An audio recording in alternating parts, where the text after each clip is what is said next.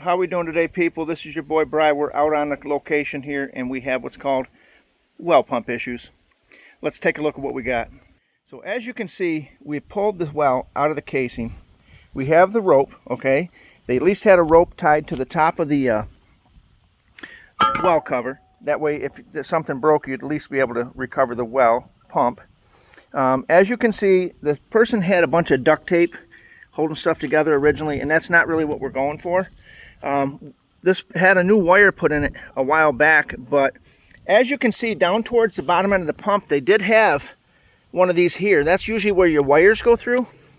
They go through this little spot right here. Okay, and what they do is they go inside here, you open that up and they go through there, and that protects it. As the pump surges, this hits the casing rather than the wires. And what the deal is you're supposed to have them every 6 to 8 feet all the way up through. And this pump right here and this wire did not have those all the way through. As you can see, here's one about 20 feet away. Okay, and here's one another 20 feet away. But what the other problem is, what we have here is what's called a Barganetti syndrome. You really shouldn't be putting hose clamps in here and putting a connector in between two pieces of pipe. You really want to have one solid piece of pipe, and there's several connectors. And what tends to happen is you wind up getting a little bit of water that bleeds off there, and it kind of affects your pressure. Now, as you can see, this is a really long well. It's about 100 feet long.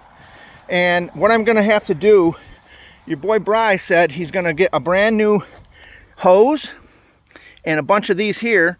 This way here it protects the wire as it goes down, because what was happening is the pump, when it just started kicking the breaker all of a sudden. And what I found in two spots, if I want you to take a look at this, you can see where that's chafed a little bit, but if you look here down a little further, let me see if I can find it for you. Where was it?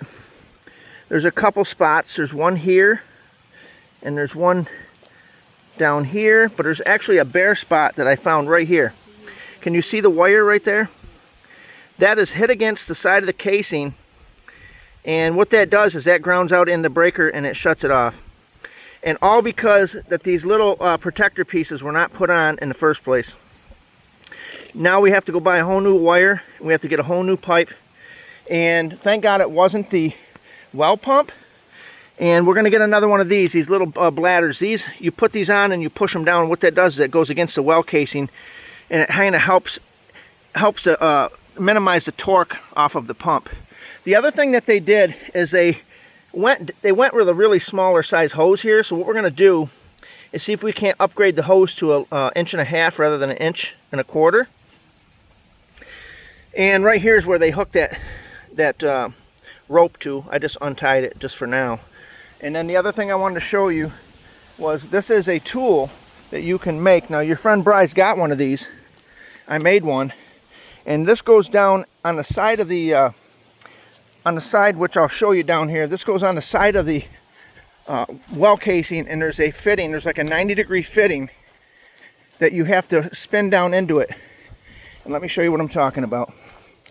So this one had a riser on it, and I had to put an adapter in order for mine to work. But as you can see, in the side of your casing, this piece right here, if you can picture the casing, and in the side where it goes to your house, there's a female fitting where this slides down into, and this, with the weight of everything pulling down, it locks into it, and this is brass.